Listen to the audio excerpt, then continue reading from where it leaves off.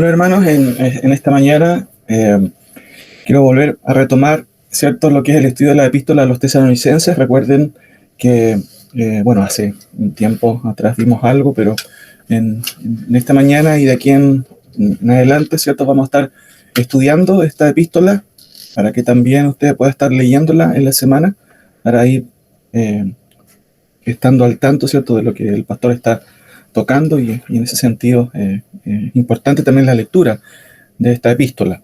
Ahora, en esta mañana quiero hacer más que nada una introducción a esta epístola y básicamente vamos a ver tres aspectos interesantes que son o que están implícitos al abordar una carta como la epístola a los tesalonicenses, ¿cierto?, a estos hermanos. Entonces vamos a ir con algunos datos, ¿ciertos?, generales para después ver tres conceptos que son necesarios entender antes de entrar ya de lleno al texto. Vamos a estar viendo algunos versículos, así que mantenga ahí su Biblia en esta epístola. Lo primero que tenemos que entender es que la epístola a los tesalonicenses, ¿cierto?, junto con la segunda, son las epístolas más antiguas del apóstol Pablo. Y el contenido clave de la primera epístola revela aspectos clarificantes en cuanto a las doctrinas de las últimas cosas. Eso es lo que se denomina escatología. Escatos significa último, ¿cierto? Y obviamente la otra concepto tiene que ver con el estudio de los últimos eventos, ¿cierto?, que de hecho Dios ha programado para este mundo. Por eso que es tan trascendental el futuro, ¿cierto? El futuro, ¿qué viene? ¿Qué es lo que esperamos, ¿cierto? Y en este caso, la palabra del Señor describe, clarifica lo que hay en el futuro. Aprendemos en esta epístola también que hay conceptos que se retocan nuevamente y que de una u otra manera clarifican algunas ideas, ¿cierto?, que devienen también desde el Antiguo Testamento. Se habla de la ira venidera, se habla de aquel día, se habla de paz y seguridad, ¿cierto? En algún momento los gobiernos ofrecerán paz y seguridad y será una forma de propaganda, ¿cierto?, de engaño, más bien dicho, para poder arrastrar a las personas y de hecho, en última instancia, va a ser parte de lo que el anticristo va a ofrecer. La venida de Cristo por su iglesia, ¿cierto?, se destaca en estos versículos. Muy interesante, vamos a estar viéndolo también, el día del Señor o el día de Jehová sobre ellos, dice Pablo, ahí hace una clarificación bien interesante. Vamos a dedicar también en su momento explicaciones detalladas de eso. Lo otro importante también es que aparte de que estas epístolas clarifican ideas, ¿cierto?, reveladas por el Señor a Pablo sobre las últimas cosas, hay también aspectos eclesiásticos muy importantes, como por ejemplo el correcto funcionamiento de una iglesia sana. De hecho, Tesalonicenses es una de las iglesias, ¿cierto?, con más virtudes, en cierto sentido, un ejemplo de iglesia, y hay cosas que vamos a ir viendo, ¿cierto?, para, por supuesto, seguir ese patrón, aprender esos patrones. Segundo, cómo debe ser el liderazgo plural en ella, ¿cierto? Liderazgo ahí, entre comillas, es una palabra más, diríamos, secular. No es que en sí sea mala, pero la Biblia habla más bien de siervos. La uso porque quizás es de uso general y se entiende. Dice, ¿cómo debe ser el liderazgo plural? Plural es más de uno. Vamos a estar viendo eso también. Instrucciones sobre la conducta de los creyentes. Hay varias cosas que se hablan acerca de cómo debería ser mi conducta, su conducta. Eso es importante. También sobre el amor fraterno o fraternal hacia los hermanos. ¿Cómo debe ser?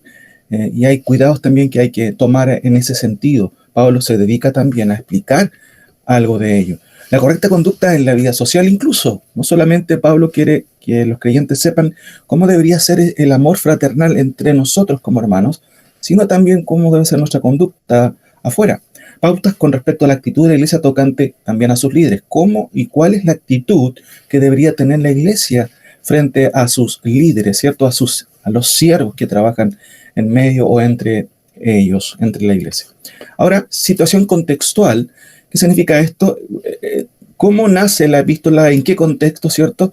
Y eso nos ayuda un poco a entender cómo vivían los hermanos a quienes fue escrita esta carta en primera instancia, ¿cierto? Había persecución, algo de ello vamos a ver. Había una sociedad totalmente pagana en el contexto. No hay mucha diferencia justamente con lo que estamos viviendo hoy en día. De hecho, por eso es tan aplicable, hermanos, la epístola o las epístolas del Nuevo Testamento a nosotros. Hay una atmósfera totalmente liberal también, como hoy, y quizás también algo diferente. No hay, de hecho, ahora emperadores divinizados, emperadores que pensaban que eran dioses bajados del Olimpo, ¿cierto? Básicamente la mayoría de ellos retomando conceptos helénicos, en este caso griegos, ¿cierto? Y también romanos, porque ahí se mezclan todo este tema, ¿cierto? Idolátrico de la divinización de los propios hombres. La mayoría de los emperadores creían ser dioses encarnados. Y en ese contexto, hermanos, está escribiendo Pablo a hermanos creyentes como usted y yo, que evidentemente tuvieron que vivir la vida cristiana en ese contexto. Autor o la autoridad, además de las epístolas, dice el primer versículo: Pablo, Silvano y Timoteo, a la iglesia de los tesalonicenses. Y esto es importante también destacar. En las epístolas se observa, ¿cierto?, que hay una prerrogativa. Por ejemplo, por lo cual yo, no pudiendo soportarlo más, envié, ¿cierto? Ahí Pablo es el que toma la prerrogativa como apóstol. Os conjuro por el Señor que esta carta sea leída por todos, y que bueno, hasta nosotros la estamos leyendo ahora, y más encima la vamos a estudiar. Qué importante, ¿cierto? Os conjuro, ¿cierto? ¿Qué significa eso? Tiene la idea, ¿cierto?, de pedir, por favor, ¿cierto?, que esta carta se lea. ¿Quién está pidiendo eso? Pablo. La salutación o el saludo es de mi propia mano, dice, de Pablo en la segunda epístola, capítulo 3, versículo 17, que es el signo en toda carta mía. Por eso que es fácil distinguir cuáles fueron las cartas de Pablo, porque básicamente él siempre trataba de poner su marca, su firma en ese sentido. Fecha de las epístolas, aquí hay un rango entre el año 50 y el 53. Estos son varios autores creyentes, ¿cierto?, que fechan valga la redundancia, la fecha de la epístola, y hay un debate ahí entre cuál es más antigua, Gálatas o Tesalonicenses. Hay algunos autores que piensan que es Gálatas, hay otros que se inclinan por Tesalonicenses, como el pastor, ¿cierto?, que les habla también, por algunas razones que voy a explicarle a continuación. ¿Dónde estaba ubicada Tesalónica? ¿Cierto? Ahí está en el mapa, pueden ubicarlo, pueden observarlo en sus celulares, está cerca de Italia, ¿cierto? Ahí están todas las iglesias a las que Pablo también escribió también, ¿cierto? O envió cartas: Colosas, Éfesos, Corinto, Filipos y Tesalónica. Ahí está ubicada en un punto, ¿cierto?, crucial. Era un pueblo de puerto, ¿cierto?, portuario. Llegaban muchas naves, había mucho comercio en esa ciudad Tesalónica. Muy interesante cómo nace también en ese entonces. Ahora, uno de los versículos claves es, por supuesto, el siguiente: 1:9. Porque ellos mismos, o sea, otros creyentes que eran de Macedonia y Acaya, cuentan de nosotros, ¿cierto?, los apóstoles, la manera en que nos recibisteis y cómo os convertisteis de los ídolos a Dios, para servir al único Dios vivo y verdadero. Uno podría tomar quizás otros versículos como clave, pero también este es un versículo a destacar. Cómo ustedes se convirtieron de su vida pasada, pagana, desordenada, para servir. Esto es muy interesante, no para quedarse sentados, sino para servir al Dios vivo y verdadero. Ahora, aquí vamos, ¿cierto?, con tres conceptos que son interesantes, que es la importancia de las epístolas a los tesalonicenses, tres pilares implícitos que no están evidentemente desarrollados en el texto mismo, no están escritos, pero están implícitos, ¿cierto? Se deducen de la importancia. Y yo quiero esta mañana compartir estos tres conceptos para que usted, cuando se acuerde de tesalonicenses, recuerde estos conceptos también, para que podamos entender cuál es la importancia y relevancia de esta epístola. El primer concepto tiene que ver con que Dios reanuda la revelación. ¿Qué fue lo último que dijo Dios, autoritativamente hablando? Tenemos que remitirnos, ¿cierto?, en este sentido, al último libro revelado. ¿Qué es lo que se anuncia en ese libro? Y, por supuesto, si Tesalonicenses es una de las primeras epístolas, la pregunta es: ¿qué reanuda Dios ahora al abrir nuevamente el canon de la revelación? Hay una conexión ahí entre lo último que dijo y lo primero que trata de decir en lo que es la reapertura de la revelación. Eso es importante. Segundo, Dios estandariza la escatología de Tesalonicenses. ¿Cuál es su categoría? ¿Cuál es su estándar? Vamos a ver eso también viendo algunos versículos. Dios, finalmente, el tercer pilar, revela la clase de gobierno que desea para la iglesia, o da atisbos muy interesantes, ¿cierto? De hecho, en los primeros versículos que se desarrollan también por Pablo, quizás con más detalle en las epístolas pastorales. Eso es muy interesante. Pero estos tres conceptos son muy interesantes y quiero que esta mañana los veamos cada uno, ¿cierto? Puntualmente para que tengamos una noción con respecto a quién nos estamos, ¿cierto?, acercando, a dónde nos estamos acercando al leer la epístola de Pablo a los tesalonicenses. Lo primero entonces es, Dios reanuda la revelación. ¿Qué fue lo último que dijo? ¿Qué es lo primero que él reanuda?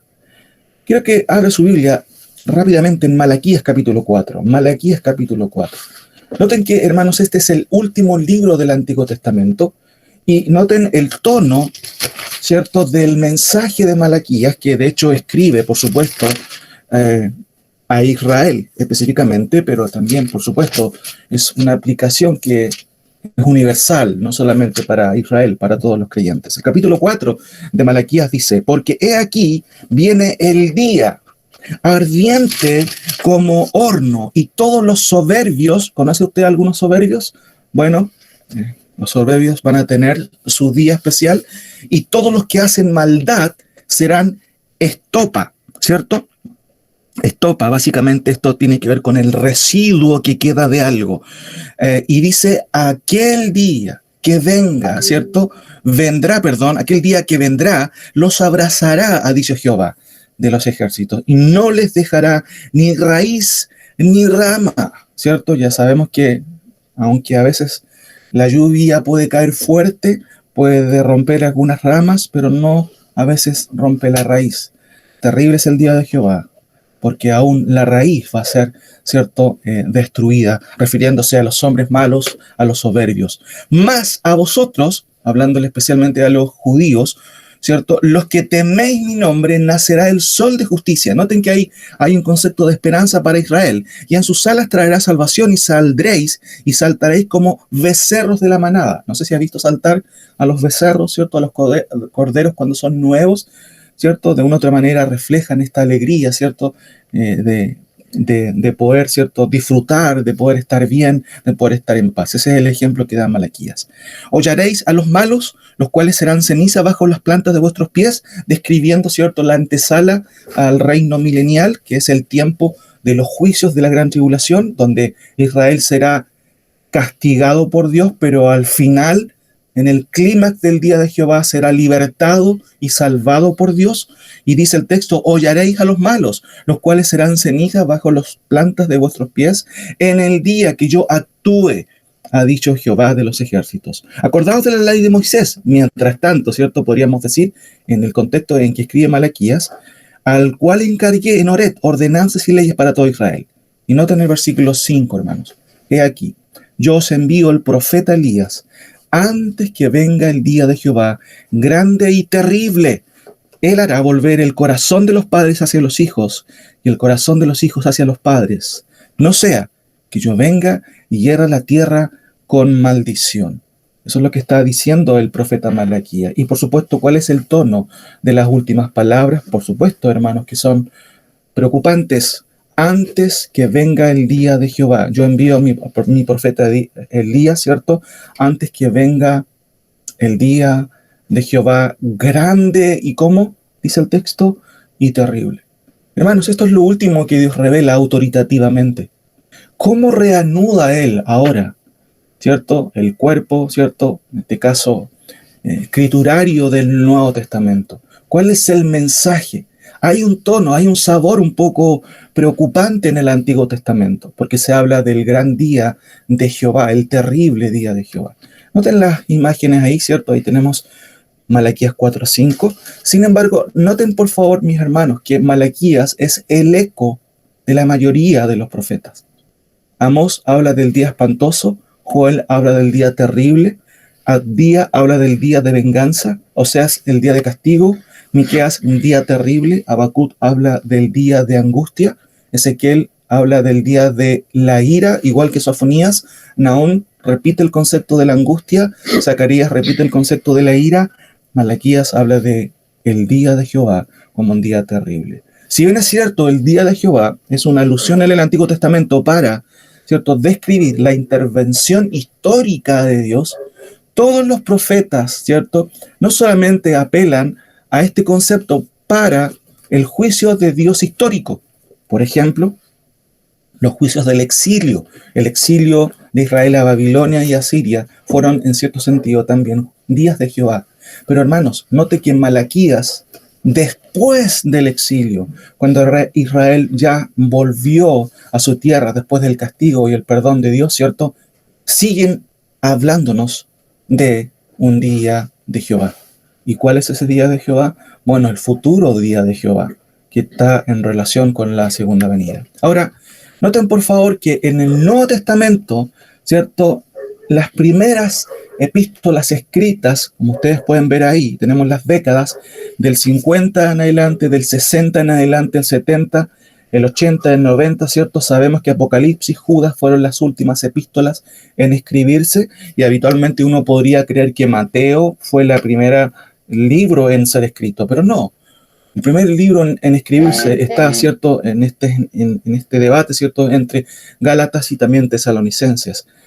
Como acerco ahí la pantalla, tenemos ahí, ¿cierto?, en ese sentido, las primeras epístolas, después le siguen las epístolas a los Corintios, Santiago y así sucesivamente. Ahora, ¿qué sucede, hermanos, entre tanto, entre el último mensaje de Malaquías y la reanudación, ¿cierto?, de la revelación del Nuevo Testamento? ¿Qué esperaríamos, ¿cierto?, escuchar si tenemos este sabor un poco amargo? Porque Malaquías quiere dejar establecido que va a venir un día terrible. Bueno, aquí hay un silencio entre la última profecía, que es Malaquías, y el primer escrito, ¿cierto?, que en este caso, en mi opinión, junto con otros profesores que siguen también esta línea, que es Tesalonicenses, hay 400 años de silencio, en que Dios, ¿cierto?, no reabre el canon, si se puede decir. Pero lo primero que va a escribir, ¿cierto?, ya ahora de carácter autoritativo, justamente, es Pablo escribiendo a los tesalonicenses. Ahora, ¿qué sucede dentro de estos 400 años? Solo algunos datos. Aquí tenemos, ¿cierto?, la expansión bajo los macabeos. Los macabeos eran una sección del pueblo de Israel, ¿cierto?, que lucharon frente al Imperio Romano para establecerse y para luchar, ¿cierto?, políticamente hablando, por su terreno, ¿cierto?, por su independencia, si se puede decir. Y aquí usted puede observar en este pequeño recuadro del mapa, ¿cierto?, la línea negra, ¿cierto?, es el lugar, ¿cierto?, la expansión que lograron los macabeos, aunque fueron exterminados también, sin duda, y especialmente el año 70 después de Cristo. El templo en Jerusalén fue destruido y muchos de estos macabeos, ¿cierto?, que eran descendientes, obviamente eran israelitas, fueron también muertos en esa gran destrucción en el año 70 y después en lo que fue la masacre en Masada, históricamente hablando. Sin embargo, esto es lo que sucede dentro de este tiempo, pero llegamos al Nuevo Testamento y, hermanos, en nuestras Biblias quizás el orden es diferente, tenemos Mateo, Marcos, Lucas, Juan, pero desde el punto de vista de la revelación, lo primero que se abre o se reabre con lo que es en sí la revelación divina es las epístolas de Pablo a los tesalonicenses. Ahora, en este sentido es importante entender algunas cosas. ¿Qué observan ustedes en esta imagen? ¿Cierto? La última cena, ¿cierto? Ahí tenemos a Cristo con los apóstoles. Y esto es muy importante entenderlo, porque la relación que tuvo Cristo con sus apóstoles fue única. El apóstol Juan nos dice, justamente en Primera de Juan, lo siguiente: lo que era desde el principio. ¿Quién es desde el principio, hermanos? Por supuesto, lo divino, lo que hemos oído, lo que hemos visto con nuestros ojos, lo que hemos contemplado y palparon nuestras manos tocante al verbo de vida. ¿Cierto? ¿Y quién es el verbo de vida? Cristo. Porque la vida fue manifestada y la hemos visto y testificamos y os anunciamos la vida eterna, la cual estaba con el Padre y se nos hizo realidad, se nos manifestó. Lo que hemos visto y oído, no lo que nos contaron. Eso es muy interesante. Dicen los apóstoles, eso os anunciamos a los hermanos de Lautaro. ¿Se da cuenta, hermanos? Eso os anunciamos a todos los creyentes, para que también vosotros tengáis comunión con nosotros. Noten, hermanos, que aquí hay un conducto regular. Tenemos comunión apostólica. ¿Por medio de quién? Obviamente ningún apóstol vive hoy. Los que hay por aquí, por allá, la mayoría, obviamente, de hecho, todos son falsos apóstoles. Los únicos apóstoles verdaderos fueron los 12 apóstoles que tuvo el Señor, ¿cierto? Más el último escogido, también ahí Pablo. Lo que hemos visto y oído, eso anunciamos para que también vosotros tengáis comunión con nosotros. Y nuestra comunión, dice Juan, verdaderamente es con el Padre y con su Hijo Jesucristo. De hecho, es más, nosotros estuvimos con Él.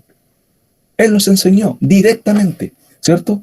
Y dice Juan, agregando, estas cosas os escribimos para que vuestro gozo sea cumplido o completo.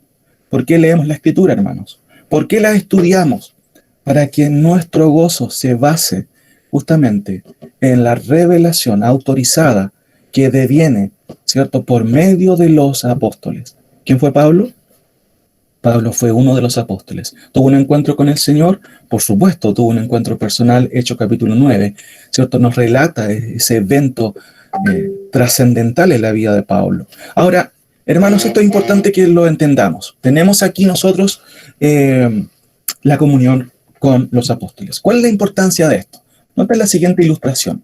Aquí hay una transmisión oral de parte de los apóstoles. ¿De quién aprendieron los apóstoles? De Cristo directamente. Los oyentes originales aprendieron directamente ¿de quién? De los apóstoles. Si bien es cierto, las epístolas de Pablo, ¿cierto?, a los tesalonicenses se escribieron aproximadamente en el año 50, ¿qué pasó durante esos primeros 50 años?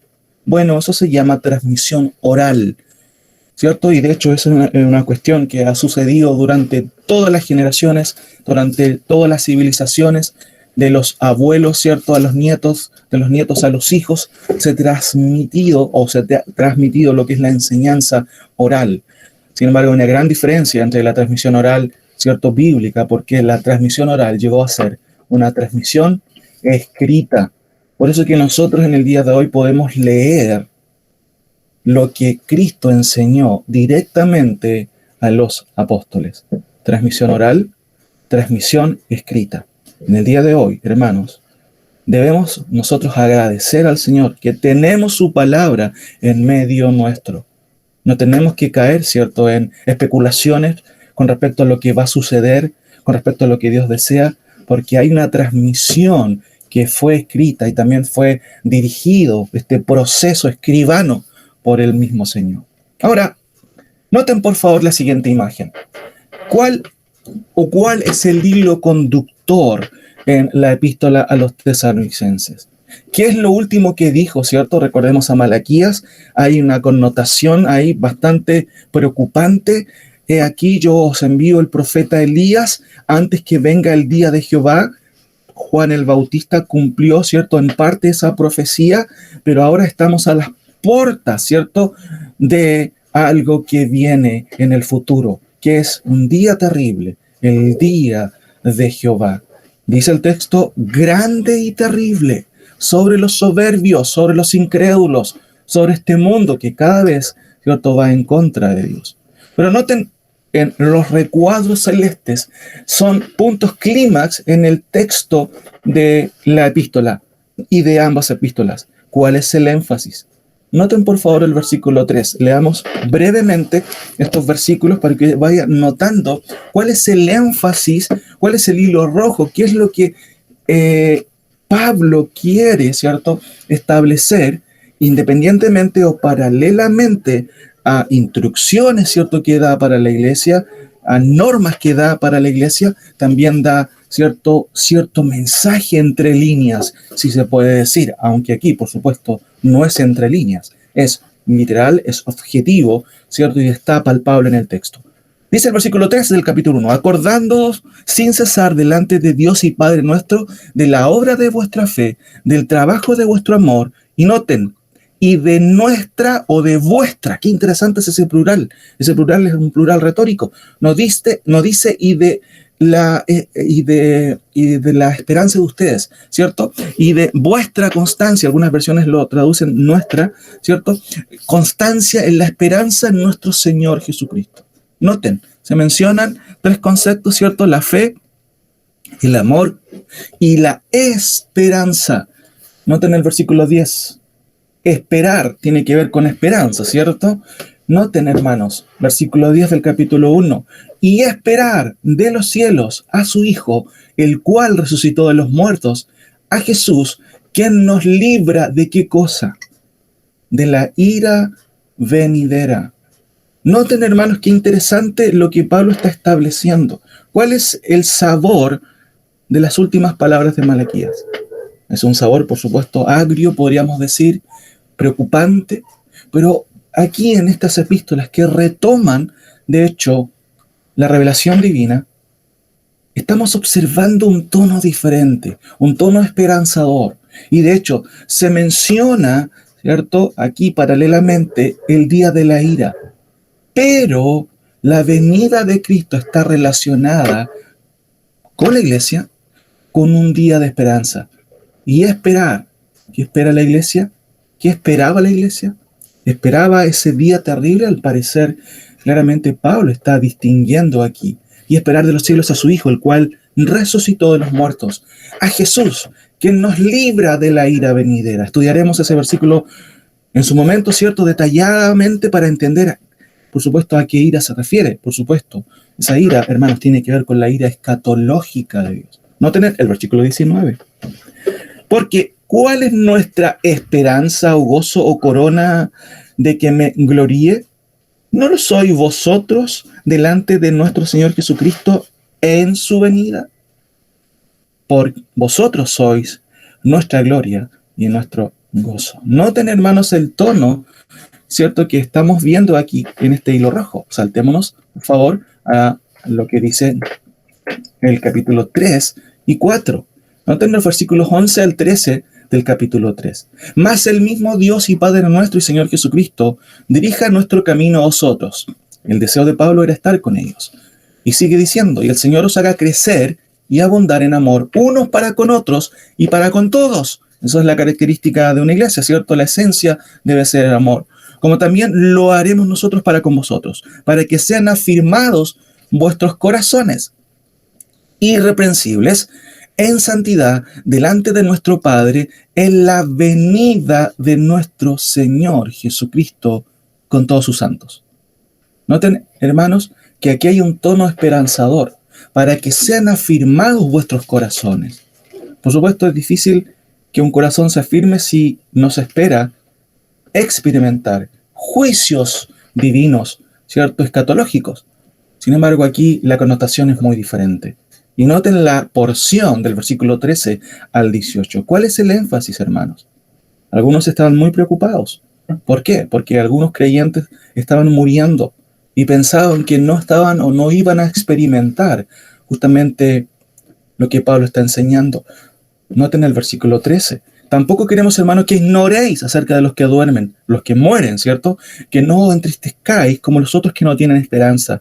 Porque si creemos que Jesús murió y resucitó, así también traerá Dios con Jesús a los que durmieron en Él, a los que han muerto en Él. Así que no se preocupen por los que han creído. Ellos volverán, ¿cierto?, conjuntamente, ¿con quién? Con Cristo. Por lo cual os decimos esto en palabra del Señor, que nosotros, que vivimos, que habremos quedado hasta la venida de nuestro Señor Jesucristo, no precederemos a los que durmieron, porque el Señor mismo, con voz de mando, con voz de arcángel y con trompeta de Dios, descenderá del cielo y los muertos en Cristo resucitarán primero. Luego nosotros, los que vivimos, los que hayamos quedado, seremos, noten, arrebatados juntamente con ellos en las nubes para recibir al Señor en el aire, y así estaremos siempre con el Señor. Por lo tanto, entristezcanse con estas palabras. Por supuesto que no. Todo lo contrario. Por lo tanto, alentaos los unos con estas palabras. ¿Notan, hermanos, el tenor del concepto esperanzador de la venida de Cristo? Es una venida de Cristo que no está relacionada con juicios. Pero noten el versículo 5, muy interesante la transición. Vamos a verlo en su momento. Acaba Pablo de explicarnos, ¿cierto?, en qué consiste la esperanza cristiana. ¿Qué pasa con los muertos? No se preocupen, dice Pablo, van a resucitar. Van a resucitar todos aquellos, ¿cierto?, a los cuales Dios ha escogido. No se preocupen, porque Cristo viene por su iglesia. Pero noten cómo empieza el 5, capítulo 5. Hay una frase, ¿cierto?, que de hecho podría calificarse como una preposición adversativa. Pero acerca de los tiempos y de las ocasiones no tenéis necesidad, hermanos, de que yo os escriba. ¿Cierto? Ese pero, hermanos, está hablando de otra cosa. Pero acerca de los tiempos, ¿cierto?, que Dios ha fijado en las empresas, muchas veces se usa una carta GAN, especialmente las empresas constructoras, para llevar, ¿cierto?, registrado todo lo que se va a hacer mes a mes, semana a semana. En cierto sentido, lo que Pablo está diciendo, pero acerca de los tiempos y de las ocasiones, ¿cierto? Ahí Pablo usa una frase muy interesante. Los dos aspectos, dos palabras, tiempos y ocasiones, son aspectos temporales en lo que es la carta GAN de Dios, ¿cierto? Ustedes no tienen necesidad de que yo os escriba, porque vosotros sabéis perfectamente que el día del Señor, ¿cuál es el día del Señor? Ese día terrible, ¿cierto?, y amargo, y esa connotación que trae consigo lo que de hecho Malaquías nos dice en sus últimas palabras. Ustedes saben muy bien que el día del Señor vendrá así como ladrón en la noche, que cuando digan, no se preocupen, hay paz y seguridad de parte de los gobiernos, sin duda, ¿cierto? Vendrá destrucción repentina, ¿cierto? Y dice que cuando digan paz y seguridad, entonces vendrá sobre ellos. Hermanos, qué interesante. Destrucción repentina, como los dolores a la mujer que está encinta y no escaparán. Nota en el versículo 4. Más vosotros. ¿Hay una diferencia, hermanos? Por supuesto. Más vosotros, hermanos, no estáis en tinieblas para que aquel día os sorprenda. ¿Qué es lo que está haciendo Pablo? Está diferenciando, hermanos, la venida de Cristo por su iglesia del terrible día de Jehová. ¿Cómo termina esta sección en 1 Tesalonicenses, versículo 11? Noten ahí en su Biblia, capítulo 5, versículo 11. Por lo cual, animaos unos a otros y edificaos unos a otros así como lo hacéis. ¿Qué es lo que está diciendo Pablo? En otras palabras, ¿se acuerdan de lo que dijo Malaquías? No se preocupen, porque eso no es para ustedes. Así que animaos los unos a los otros. ¿Cómo termina Pablo en la primera epístola? Noten el versículo 23. Y el mismo Dios de paz os santifique por completo. Y de hecho, eso es lo que creemos Dios está haciendo en el día de hoy. Y se espera, y esperemos, hermanos, que cada día nos estemos santificando. Y todo vuestro ser, que está compuesto, ¿cierto?, por espíritu, alma y cuerpo, sea guardado irreprensible para la venida de nuestro Señor Jesucristo. Qué interesante, hermanos. Esto se relaciona con la venida, ¿cierto?, que es una venida de esperanza. Noten qué interesante es lo que dice Pablo. Y el mismo Dios de paz os santifique por completo, y todo vuestro ser, espíritu, alma y cuerpo, sean guardados irreprensibles para la venida de nuestro Señor Jesucristo. No está diciendo Pablo, no lo sé, arréglensela, junten agua, cómprense un búnker, porque vienen unos juicios que yo no sé si ustedes se van a librar de ellos. Todo lo contrario, el énfasis es esperanzador. Sin embargo, ¿qué pasa en la segunda epístola? Noten, por favor, porque de hecho, en la segunda epístola notamos algo interesante. Están observando ustedes en su Biblia. Recuerden que estamos haciendo un vuelo de pájaro por estas epístolas. Noten, por favor, el versículo 3 del capítulo 1. Debemos siempre dar gracias a Dios por vosotros, hermanos, como es digno, por cuanto vuestra fe va creciendo y el amor de todos y cada uno de vosotros abunda para con los demás, tanto que nosotros mismos nos gloriamos de vosotros en las iglesias de Dios por vuestra paciencia y fe en todas vuestras persecuciones y tribulaciones que soportáis. Se mencionan la fe, el amor, pero falta la esperanza. Algo estaba pasando en esos meses en que se escribió 1 Tesalonicenses, y segunda. Se hace necesario escribir una segunda epístola para clarificar a los creyentes algo que Pablo ya había enseñado oralmente y también por escrito.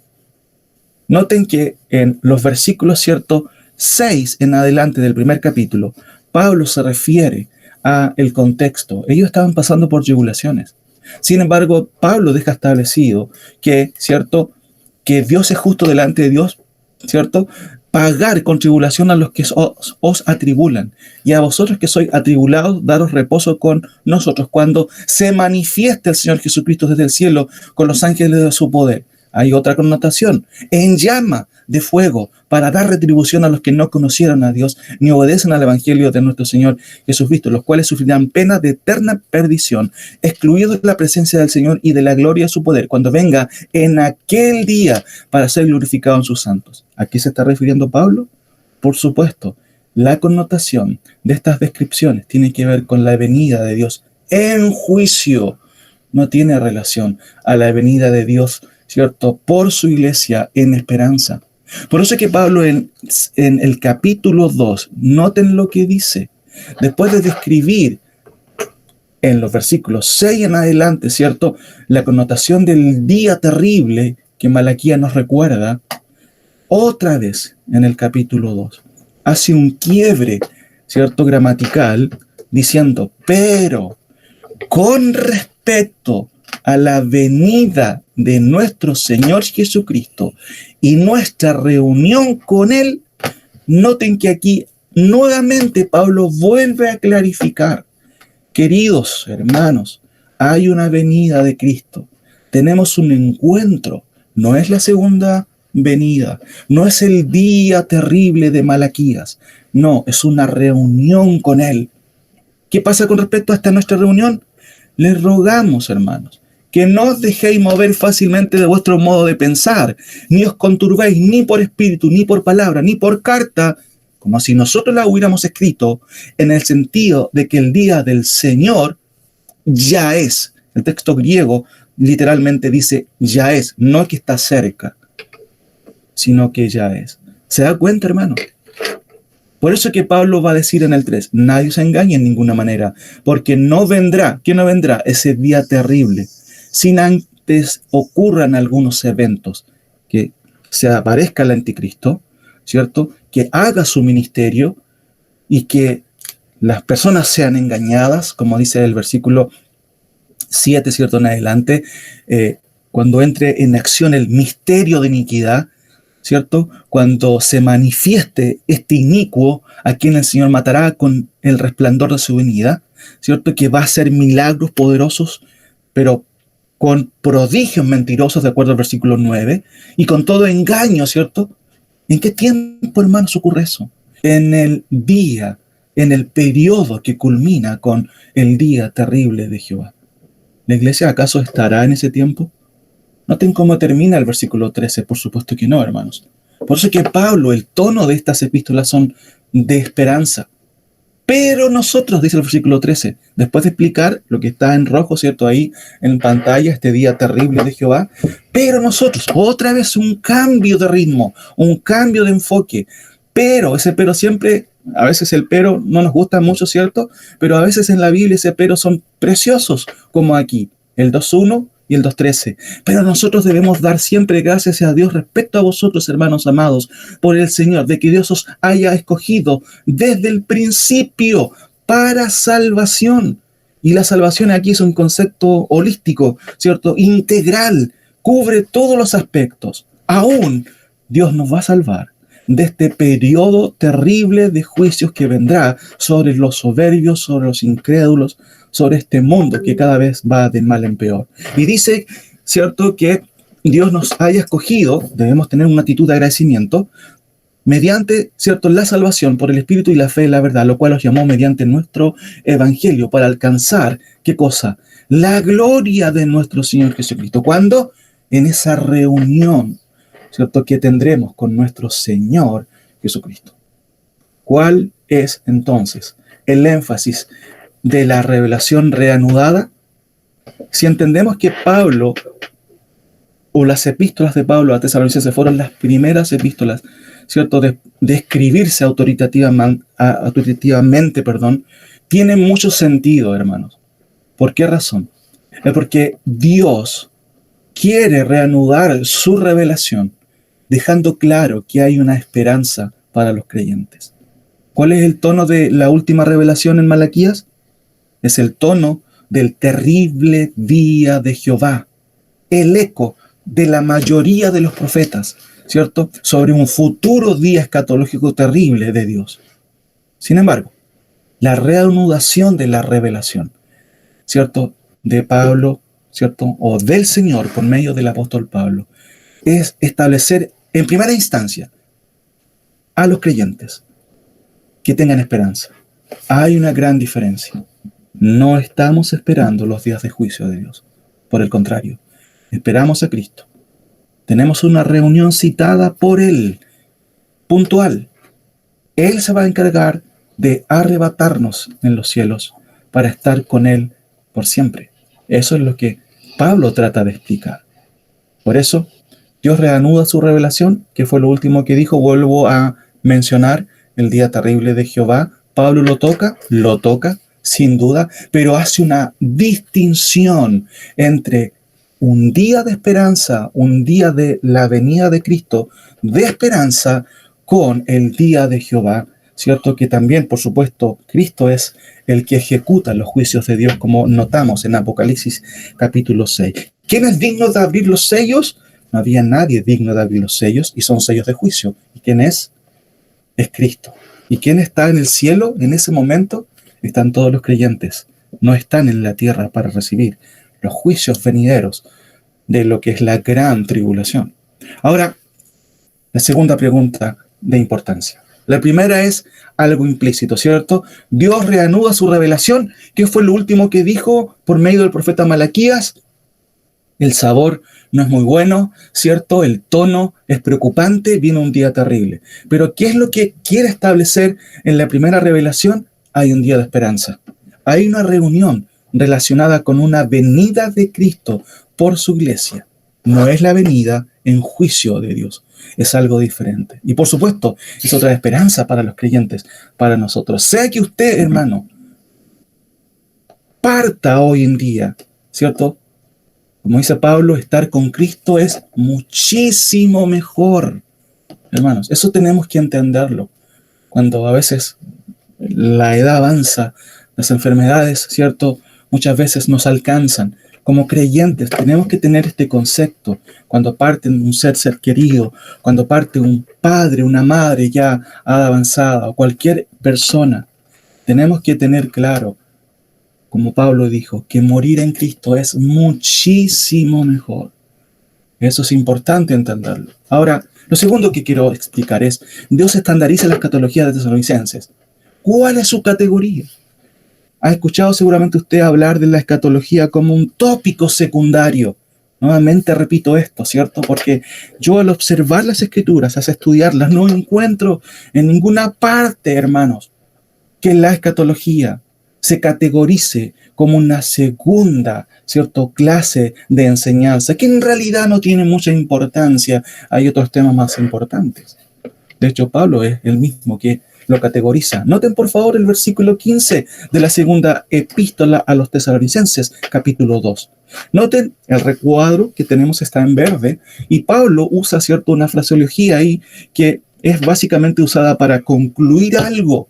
Así que, hermanos, después de que él clarifica lo que viene clarificando, nuestra reunión con él, el día de Jehová y sus características, el misterio de la iniquidad, que es parte, ¿cierto?, de todo ese proceso que va a ocurrir en esa última semana, ¿cierto?, la 60ª semana de Daniel, o los 7 años de gran tribulación. Después de terminar de escribir eso, dice, ustedes tienen que estar agradecidos.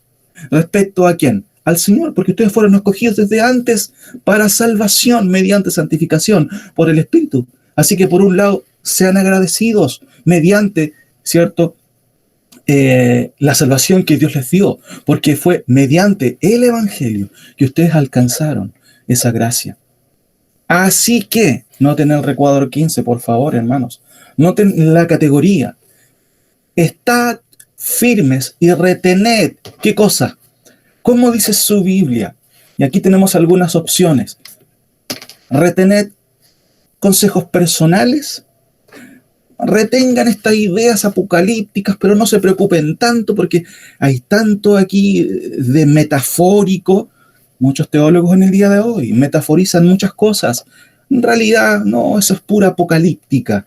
Es una palabra técnica para referirse a acontecimientos futuros apocalípticos. Seguramente ha visto usted algunas películas, ¿cierto? El apocalipsis. Y generalmente, ¿qué es lo que hay ahí? Hay destrozos, ¿cierto? Hay grandes maremotos, hay grandes, ¿cierto? Terremotos, estrellas cayendo del cielo. Y muchas veces eso se usaba en la literatura apocalíptica como algo metafórico. Y algunos van a decir, eso es metáfora, no hay que preocuparse. De hecho, hermanos, muchos observan Apocalipsis como un libro preterista. ¿Qué significa eso?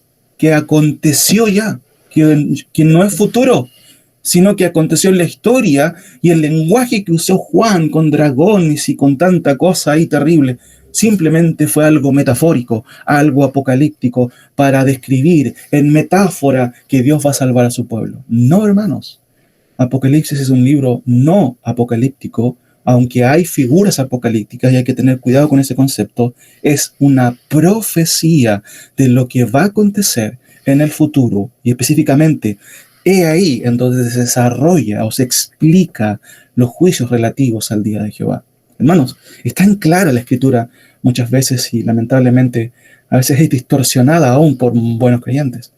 Pero vuelvo a preguntar, ¿cuál es la categoría, cierto, de esta enseñanza? Recuerden que Pablo está diciéndolo en la segunda epístola. Así que, hermanos, estad firmes y retened, ¿qué cosa? ¿Consejos personales? ¿Ideas apocalípticas? ¿Enseñanzas de segunda importancia? ¿O qué cosa? ¿Doctrina? Ahora, seguramente usted, si consulta otra versión de las Escrituras, se va a encontrar con una sorpresa.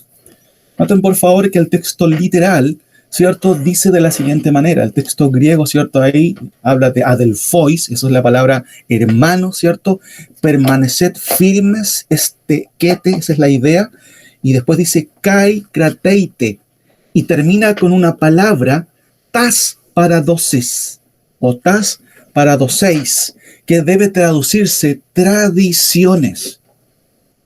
Usted va a encontrar con otras versiones, ¿cierto?, en que van a traducir. Por ejemplo, si yo leyera de esta manera: así que, hermanos, estad firmes y retened las tradiciones que habéis aprendido, sea por palabra o por carta nuestra. Y aquí tengo que clarificar algo, porque de hecho, las tradiciones, de hecho, Reina y Valera, muy interesante, Reina y Valera, ¿cierto?, que es nuestra versión de la Biblia. Casiodoro de Reina fue el primero que tradujo la versión del texto griego o del texto hebreo en español para el mundo hispanohablante, ¿cierto? ¿En qué época?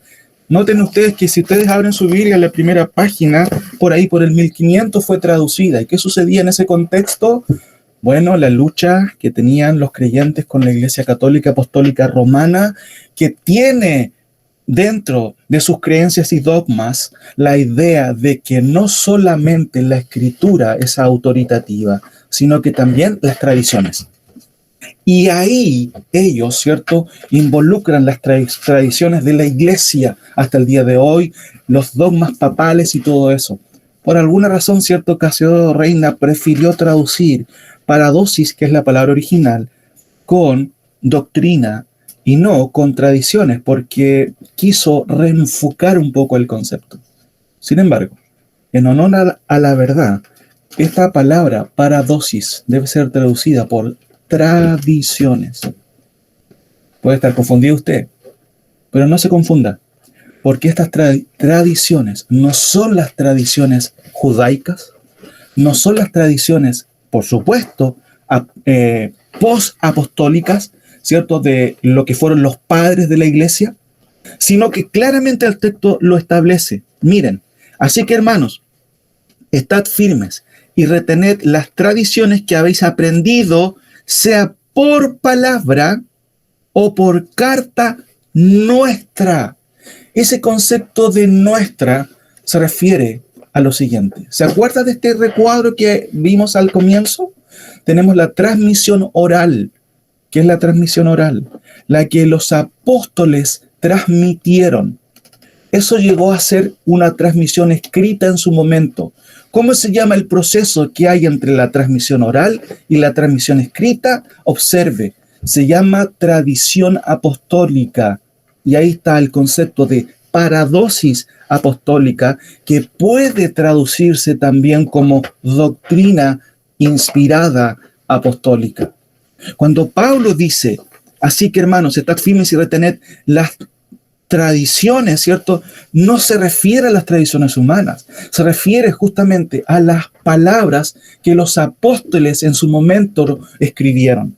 Aquí, hermanos, no hay indicios de que los creyentes tengamos que seguir tradiciones humanas o tradiciones eclesiásticas. Muchas veces se le da tanta importancia a los concilios, y por supuesto que lo tienen, pero los concilios no son inspirados, hermanos. Solo la tradición apostólica es inspirada. Noten, por favor, por un momento, Efesios capítulo 2, solamente por un momento. Efesios capítulo 2, versículo 19. Noten, por favor, que aquí hay un versículo paralelo. Dice el texto, así que ya no sois extranjeros. Pablo está hablando a gentiles. Cuando uno va a otro país, ¿cómo se siente? Odio, como extranjero. Y a veces nos podemos sentir mal. Más encima si no hablamos el idioma. Y Pablo está diciendo que judíos y gentiles, ¿cierto?, han sido hechos una sola familia. Y dice, así que ya no sois extranjeros ni advenedizos, como allegados, ¿cierto?, sino conciudadanos de los santos y miembros de la familia de Dios. ¿Y qué debe hacer la familia de Dios? Versículo 20, debe edificarse. ¿Y sobre quién debe edificarse? Dice, edificado sobre el fundamento ¿de quién? De los apóstoles y profetas, siendo la piedra principal del ángulo Jesucristo mismo. Hermanos, cuando Pablo dice aquí, edificado sobre el fundamento de los apóstoles, está hablando justamente de la tradición apostólica, de la paradosis apostólica. ¿Dónde está circunscrita la paradosis apostólica? Díganme ustedes, por favor, ¿dónde se encuentra la paradosis, la tradición apostólica? Noten que Pablo dice en la Reina Valera, así que hermanos, estad firmes y retened la doctrina, ¿cierto? Las tradiciones que habéis aprendido oralmente, sea por palabra o por carta nuestra. Qué interesante que usted y yo en esta mañana estamos leyendo paradosis apostólica. ¿Y dónde está esa paradosis? En las Escrituras.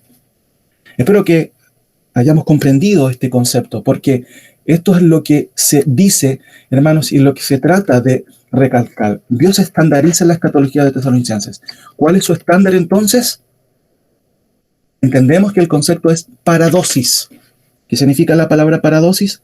Tradición o tradiciones. ¿Pero a cuál tradición se refiere? A la tradición apostólica. ¿Y cuál es el estándar de esto?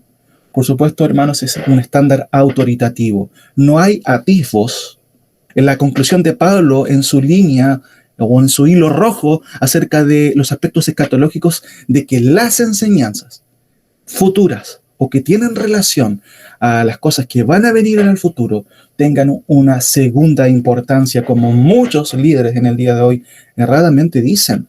Hermanos, tengamos cuidado en eso. La escatología no es un tópico secundario, es un tópico, por supuesto, que es necesario atender. Por eso Pablo dice, así que hermanos, estad firmes. ¿En qué cosa? En lo que le acabo de explicar, en las clarificaciones escatológicas que les he enseñado. Y retengan la doctrina, que es un sinónimo también de paradosis en el sentido apostólico, por supuesto, hermanos. Retened, ¿qué significa retener? ¿Cierto? Muchas veces retenemos odio, amargura, resentimiento. Qué mal está eso, hermano. Ojalá eso no exista en nuestras vidas. Por eso Pablo dice, quítense de vosotros gritería, la ira y toda maledicencia. Y Pablo dice aquí, retengan la doctrina. ¿Cuál es la idea? Que no salga de nuestras bocas. Pero eso es un tema de segundo orden. No, hermanos. Dios estandariza su palabra y todo en ella es por supuesto, inspirado, no hay segundas categorías. Finalmente, Dios revela la clase de gobierno que desea para su iglesia. Recuerden que estamos haciendo una introducción a las epístolas de Pablo a los tesalonicenses y hemos notado ya dos aspectos importantes que tenemos que entender y vamos con el último. Dios revela la clase de gobierno que desea para la iglesia, o más bien nos da cierta luz, más que revelarnos aquí específicamente, lo va a desarrollar en las epístolas de Pablo a Timoteo y a Tito, que vamos a estar viendo paralelamente. Pero aquí notamos algo interesante, hermanos. Noten que la mayoría de estos versículos que están en su pantalla, el énfasis es plural. Damos siempre gracias, nuestras oraciones, acordándonos sin cesar. Fuimos tiernos, nuestro trabajo, trabajando noche y de día, nos comportamos, os encargábamos, nosotros sin cesar, damos gracias, oísteis de nosotros. ¿Saben qué? Nos expulsaron. Todo, hermanos, en el texto habla, ¿cierto? O se habla en plural. ¿Qué significa eso? Se da un atisbo, hermanos, de la importancia de cada miembro del liderazgo de la iglesia.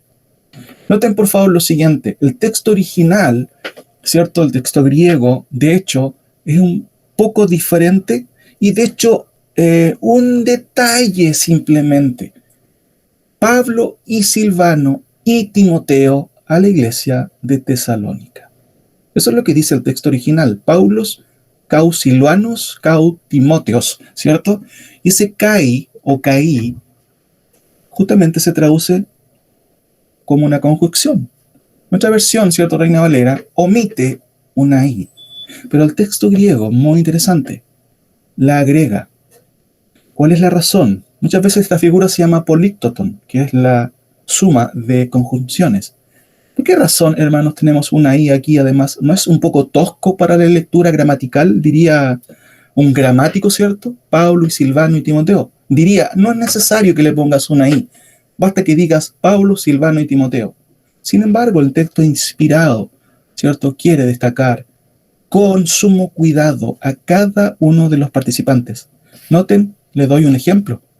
Ahí está, ¿cierto?, las dos conjunciones. Por tanto, id y haced discípulos a todas las naciones, bautizándolos en el nombre del Padre y del Hijo y del Espíritu Santo. ¿Se da cuenta, hermanos, que en la Escritura el uso de conjunciones, aún, ¿cierto?, de las comas, diríamos, en palabras del Señor, ni una coma, ni una tilde dejará de cumplirse, son de importancia en la Escritura. Noten, por tanto, id y haced discípulos a todas las naciones, bautizándolos en el nombre. Aquí se destaca la Trinidad, hermanos queridos, básicamente por la forma en que se expresa esto. No dice bautizándolos, ¿cierto?, en los nombres, pero también está implícito en el nombre del Padre, que es una persona, y del Hijo, artículo determinante, ¿cierto?, del Hijo y del Espíritu Santo. No se habla, no se alude a que el Espíritu Santo sea una fuerza, se lo trata como una persona. Por eso es importante entender, hermanos, que aquí se deduce, ¿cierto?, o se alude implícitamente a la importancia de cada persona en el liderazgo eclesiástico, especialmente en lo que es el concepto de ancianos en la iglesia. ¿Qué significa eso? Noten que la jerarquía apostólica, ¿cierto?, es muy diferente a la jerarquía, por ejemplo, de la Iglesia Católica. ¿Notan que esto parece una pirámide? Y justamente este es el orden piramidal de la Iglesia Católica, y de hecho algunas iglesias pentecostales tienen una jerarquía, cierto tipo triángulo o pirámide. De ahí que venga el concepto de estructura piramidal. El Papa es la máxima autoridad de la Iglesia Católica. ¿Según quién? No según las Escrituras, según la Iglesia Católica, según los concilios católicos humanistas, básicamente hablando. ¿Quiénes están en segundo orden? Los cardenales, los obispos después, más abajo, después los presbíteros, después los diáconos y después toda la masa, los laicos y los feligreses. Hermanos, ¿cuál es la imagen que nos muestra el Nuevo Testamento? Y vamos a estar viéndolo después. ¿Cómo se observan trabajando? Noten algunos versículos. Y se reunieron los apóstoles y los ancianos para conocer de este asunto. Aquí en la primera sesión de iglesia en Hechos 15. Noten, y se reunieron los apóstoles y los ancianos. Ahí hay varios ancianos. Noten el siguiente versículo. Enviando pues desde Mileto a Éfeso, hizo llamar a los ancianos de la iglesia. Ahí no está tan claro, pero claramente quienes gobiernan la iglesia no es una persona, no es un papa, no es un obispo, ¿cierto? Habitualmente algunas iglesias han tomado ese concepto, iglesias protestantes, ¿cierto? El concepto de obispo como algo o un esquema superior o un escalafón superior al anciano cuando son sinónimos. Noten el versículo de 1 de Pedro 5:1 al 2. Ruego a los ancianos que están entre vosotros. Yo anciano también con ellos. Noten como Pedro, ¿cierto? También él era apóstol, pero en cierto sentido él dice, hermanos, yo no soy superior a ustedes. Yo soy anciano también con ellos. Por supuesto, Pedro era apóstol, hermanos, y en cierto sentido tenía una categoría un poquito superior, no por el valor en sí, sino porque era parte del cuerpo apostólico de Cristo. Y dice, ruego a los ancianos que están entre vosotros, yo anciano también con ellos y testigo de los padecimientos de Cristo, que soy también participante de la gloria que será revelada, apacentar la grey de Dios. ¿A quién le dice? A los ancianos que están entre la iglesia. ¿Qué significa eso? Que en una iglesia no había simplemente uno gobernando. Era un grupo. Primera de Tesalonicenses él va a retomar. Os rogamos, hermanos, que reconozcáis a los que trabajan, dice, entre vosotros y os presiden en el Señor y os amonestan. Noten lo que Pablo está diciendo en Tesalonicenses, en su momento lo vamos a ver. Quienes presiden en el Señor y además os amonestan. ¿Y qué dice? Que no los tomen en cuenta, que ellos, ¿cierto? Muchas veces a lo mejor no los van a entender. No. Y que los tengáis en mucha estima y amor por causa de ese trabajo que Dios les encomendó. Tened paz entre vosotros. O sea, si les presento una ilustración, podría, ¿cierto?, ser la siguiente. Sin embargo, antes de ello, noten lo que dice 1 Timoteo 5:17. La versión Dios habla hoy lo traduce un poco mejor. Los ancianos que gobiernan bien la iglesia deben ser doblemente apreciados, especialmente los que se dedican a predicar y a enseñar. Si hay una diferencia en el Nuevo Testamento con relación a los ancianos en una iglesia, únicamente tiene que ver, ¿cierto?, con una dedicación completa al ministerio. Algunos se van a dedicar a tiempo completo. ¿Quiénes son ellos? Los que habitualmente usted y yo llamamos pastores. Sin embargo, hermanos, la categoría en la iglesia es de la siguiente forma. Hay una frase latina que se llama primus inter pares. Este es el concepto, ¿cierto?, que la Biblia revela. Aquí hay una coigualdad. Siendo prácticos, en nuestra iglesia tenemos, ¿cierto?, el hermano Hans, él es anciano, y el hermano Joel también es anciano. ¿Hay alguna diferencia entre ellos? Ninguna. Somos iguales en honor. La única diferencia, ¿cierto?, es que hay, ¿cierto?, cierta prerrogativa en el pastor, no porque sea mejor, no necesariamente porque llegue a saber un poco más, porque es obvio, estudia más y se ha dedicado más, sino como dice Pablo en Timoteo, se dedica a ello. Primus inter pares significa el primero entre iguales, pero no quiere decir que esto sea un rango de autoridad. Por eso es que una iglesia sana, hermanos, tiene que ver con una pluralidad de ancianos. Por eso Pablo o Pedro dice a los que trabajan entre ustedes. En las iglesias bíblicas que usted y yo conocemos, siempre hay un grupo de ancianos, ¿cierto? Por ejemplo, nos acordamos de la iglesia del pastor Miguel. Bueno, él es el pastor principal, pero es el primero entre iguales. Él no es mejor que otros pastores o no está sobre otros pastores. Simplemente por el hecho de dedicarse específicamente a esa labor, ¿cierto? Tiene cierta prerrogativa en lo que es la dirección teológica de la iglesia. Lleva el rumbo teológico, pero no hay aquí, hermanos, una superioridad. No hay un concepto piramidal. Eso es importante que lo entendamos. Y eso vamos a ir estudiándolo, ¿cierto? A medida que vayamos estudiando. Pluralidad local. En Jumín, dice ahí, significa entre ustedes, ¿cierto? Hay más de un anciano trabajando.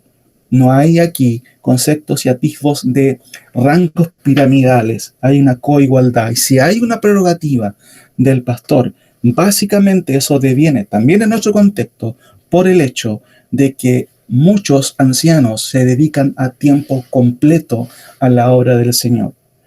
Pero no hay diferencias, vuelvo a insistir, en rangos de superioridad aquí, hermanos. Eso es lo que enseña la Escritura. Ahora, así se ven trabajando. No en un rango cierto piramidal, sino en compañía. Hay una coigualdad. Por eso, hermanos, oremos al Señor. Siempre es bueno tener más de un anciano en una iglesia, aparte del anciano que es el pastor. Porque, como dicen, ¿cierto? Y dice la palabra, entre más consejeros, hombres más sabios, ¿cierto? Mejor es la hora, hay más descanso para quienes se dedican, por supuesto, a este ministerio, que no es difícil, que no es fácil, hermano, llevarlo a cabo. Gracias al Señor, Él nos ha dotado, ¿cierto?, de buenos siervos en nuestra iglesia y debemos dar gracias al Señor por ello. Conclusión, hermanos. En el día de hoy hemos visto una introducción a las epístolas de Pablo a los tesalonicenses y hemos visto tres pilares implícitos que no están necesariamente escritos, pero que se deducen de esta epístola. ¿Qué es lo primero que observamos? Bueno, Dios reanuda la revelación. ¿Qué fue lo último que dijo? Bueno, hay una sombra, ¿cierto?, ahí de un poco de angustia en Malaquías, porque la connotación es terrible. Viene un día en que Dios va a juzgar este mundo. Ese día es el día de Jehová. ¿Quién podrá soportarlo?, dicen otros profetas, ¿cierto? Amós, Sofonías. Sin embargo, lo primero que reanuda el Señor en el Nuevo Testamento es que hay un día diferente al día de juicio de Dios. Hay un día de esperanza relacionado con una venida de Cristo por su iglesia, con un día relacionado con una reunión muy importante que Dios tiene, no con las naciones, no con Israel, como se menciona mucho en el Antiguo Testamento. Yo los reuniré, dice, a las naciones, para entrar en juicio con ellas, reuniré a mi pueblo, y así, etcétera, etcétera. Pero en segunda de Tesalonicenses, como lo vamos a estudiar en su momento, Dios tiene una reunión con su iglesia. Por eso dice, pero con respecto a nuestra reunión con Él, no se confundan. ¿Y qué es eso, hermanos? Es un llamado explícito. Hay un hilo rojo en la epístola de esperanza. Por eso, nosotros debemos estar contentos. Segundo, Dios estandariza la escatología de Tesalonicenses. ¿Cuál es su categoría? ¿Es acaso una segunda tipo de enseñanza? ¿Es que son ideas simplemente escatológicas o apocalípticas? Pablo dice, así que hermanos, estad firmes y retengan la tradición doctrinal apostólica. Eso es lo que está diciendo Pablo. No está diciendo, déjenlo para el último. No estudien esta área, es tan conflictiva, tenemos tanto conflicto con los hermanos reformados y otros. No es bueno que nos peleemos, así que déjenlo para el último. No, hermanos, Pablo establece, así que hermanos, estad firmes y retened la tradición escatológica, apostólica, porque no es tradición humana, es revelación divina.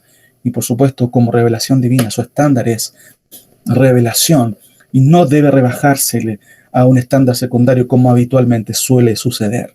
Y tercero, Dios revela o da atisbos de cómo debería ser el gobierno de una iglesia. Es ahí, ¿cierto?, cuando Pablo dice, Pablo y Silvano y Timoteo. Puede ser ínfima, puede ser un detalle en el texto, pero Pablo, en la pluralidad de la epístola, va a decir, hermanos, cada uno de los miembros del equipo pastoral son importantes. Hay una coigualdad. No hay aquí un rango superior entre nosotros. Pero de hecho, ¿cierto? Dice, hablando de los ancianos que hay entre vosotros, yo anciano también con ellos, apacentad la grey del Señor. Hermanos, que el Señor nos ayude a que tomemos en serio la palabra del Señor, a que tomemos en serio las tradiciones apostólicas inspiradas que tenemos en el Nuevo Testamento y, por supuesto, sean rectoras para nuestra vida. Recordemos, ¿hay esperanza? Por supuesto, hay esperanza en Cristo. Cristo viene por su iglesia. Segundo, todas las doctrinas de la Escritura son importantes. Y tercero, por supuesto, Dios también está revelándonos de a poco cómo desea que el gobierno de una iglesia sea. El ideal no es el que nosotros inventamos, sino el que está revelado en su palabra. Oremos al Señor.